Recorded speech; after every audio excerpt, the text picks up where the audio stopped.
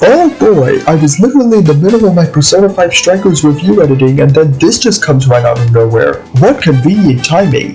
It's almost as if that phone within a phone within a phone within a phone leak was completely intentional and planned all along, like it came from Agatha Harkness herself. Yeah, we finally got a trailer. It's a doozy. I've been seeing so many leaks, not leaks, and flat-out buffoonery over plot and character details in this film, it's almost as if it was all a fabrication of reality from Mysterio's perspective.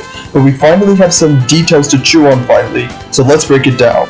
I was pleasantly surprised to see that it looks like Peter's identity being outed is actually going to take up a big chunk of this film based on the trailer. Right in the cold open, it shows Peter and MJ trying to lay low in the outside world. It looks like the sudden citywide awareness of his identity and the fact that he was last seen with MJ when it happened has sparked some publicity over their supposed relationship, in addition to more of the school antagonizing him, complete with stuff like signs with devil ears over Peter's head.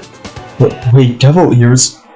Oh my god, Peter's Mephisto! It's nice to know that the consequences of Peter being both identified and incriminated as Spider-Man will have more of a lingering effect on the plot, despite the fact we'll eventually get to the point where Strange erases everyone's memory of said knowledge. I am not one of those people, but there are people who have complained that the MCU Spider-Man films have quote-unquote no stakes. So this trailer definitely makes it clear from the outset that shit will be thrown at Peter's face right from the start.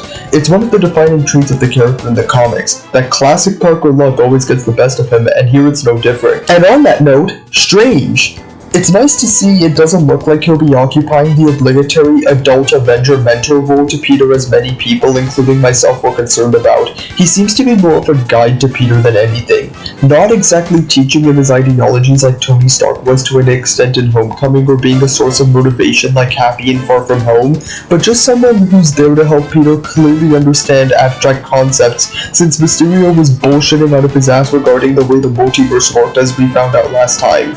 It looks like they're pulling a one more moment in time event here, where Strange casts the memory erasure spell. For context, this is a Spidey story that takes place as sort of a revised and expanded retelling of One More Day in the lead up to the Brand New Day timeline, and features Strange offering to erase people's knowledge of Peter unmasking in support of the Superhero Registration Act during that whole story in the event of Civil War, and he ended up defecting by the end of it anyway. So it's nice to see them go that route, while also having it cause inevitable consequences, since Strange clearly has a ways to go when it comes to navigating the multiverse of madness. A definite plus of the trailer. And speaking of said problems this spell caused, yeah, let's talk about it.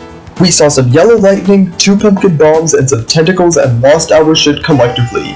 It looks like the rumors about No Way Home essentially being a live-action take on the Spider-Verse story, though Shattered Dimensions did it first, were completely on the money.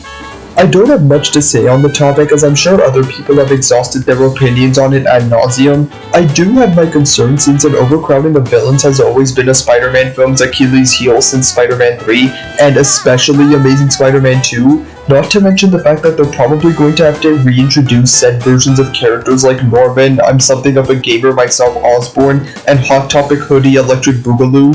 The last time we saw Raimi's version of Osborn, this happened. Oh.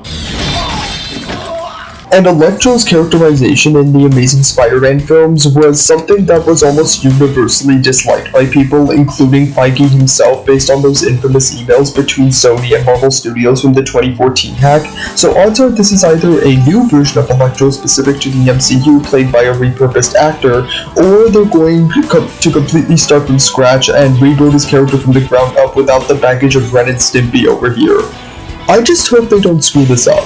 It's so easy to take a premise like this and turn it into a fan service fest for the people who grew up thinking Spider-Man's webs came out of his body, or that he skated in the halls all the time listening to Weezer. The Spider-Verse concept, in my opinion, was already essentially done pitch perfectly thanks to Into the Spider-Verse, because it didn't let the appearance of other Spider-People override the fact that it had to give an emotionally resonant and satisfyingly written arc to its central character, Miles Morales, since he essentially had to be reimagined from the ground up given the bulk of Miles' comic traits were given to the MCU version of Peter Parker. No Way Home needs to do that, but with, well, the MCU version of Peter Parker. I think it's safe to assume the Maguire and Garfield versions of Peter are probably going to show up in this film and are being held back in terms of marketing at this moment, but I don't want them to take over the film as soon as they show up if they are indeed in it.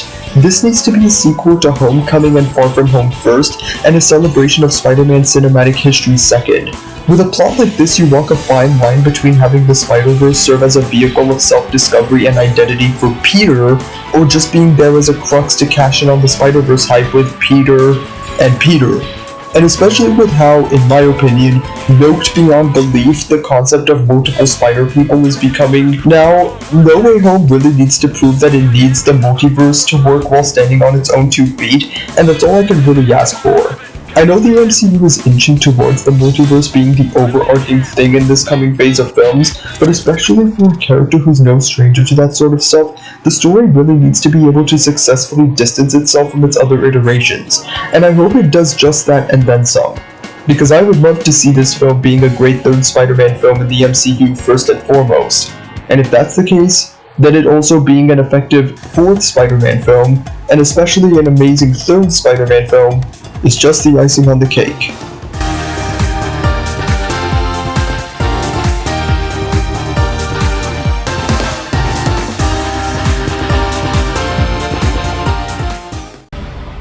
Be careful what you wish for, Parker.